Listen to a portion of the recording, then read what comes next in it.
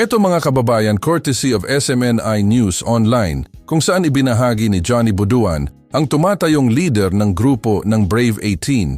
At ayon nga po dito kay Buduan, pinanghihinayangan at naawa raw siya sa apat nilang kasamahan na bumaliktad sa kani-kanilang mga testimonya, kaugnay ng maleta delivery scheme. Ayon kay Buduan, batid raw nila sa simula na malalaking tao ang kanilang babanggain, ngunit nanindigan silang isiwalat ang katotohanan para sa kapakanan ng bayan. Habang tiniyak naman ng team leader na si Buduan na mananatili raw na solid ang natitirang Brave 14 at wala nang susunod sa yapak sa apat na kumalas o bumaliktad.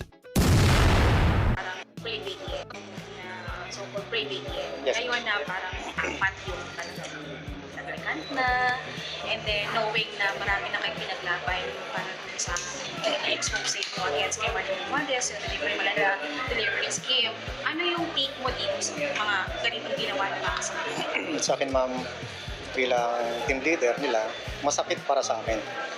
Kasi unang-una, since nung lumabas kami, talagang napag-usapan namin, ma'am, na kahit anong mangyari, walang kakalas.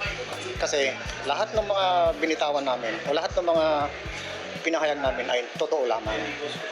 Itong inilabas namin, laban ito para sa bayan. And alam nyo from the start, ang malalaking tao talaga yung hihipain ng mga expose.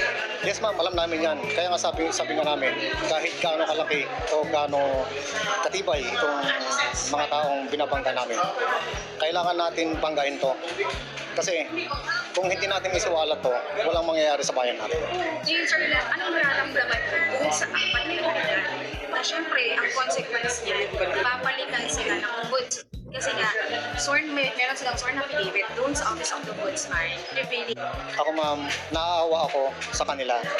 Kasi unang-una, although na nabigyan sila ng promesa na tatanggalin yung kaso, pero hindi nila iniisip yung ginawa naming affidavit na voluntary kami nagbigay ng affidavit sa ombudsman ng individual affidavit na pumirma kami mismo sa harapan ng mga 8 abogado doon. So hindi kami pinilit doon. Kusa namin ibinigay lahat ng mga nalalaman namin doon. Sinasabi nila na kaya lang daw sila lumantad, dahil pinayaran sila ng Atty. Baligot. Sa inyo ba, ikaw personally, ba pinangampuan ka ba ni Atty. Baligot kapalit ng inyong naging sarili? Ma'am, from the start, kusa po kami na lumapit kay Sir L.A.B. Baligot, Atty. Baligot, na pasalamat nga po kami dahil nakilala namin si Sir.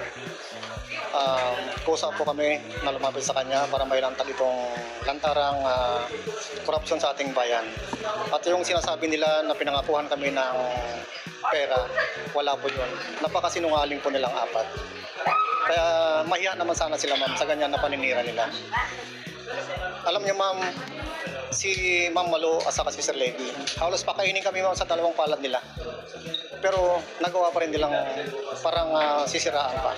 Kaya awang-awa ako, ma'am, sa apat na to. Kung ano mangyari man sa kanila, sana hindi na nila pagsisihan po. Ikaw yung team leader ng grupo. Ano ang tanong pa na recantation? Brave 14. Ma'am, itong Brave 14, talagang kinausap po ng bawat isa. Ang sabi sa akin, kahit ano pa, mamatay man kami dito sa lupang Sinilangan, wala pong ano to, ma'am. Wala na pong babaliktad. Solid na po to, ma'am.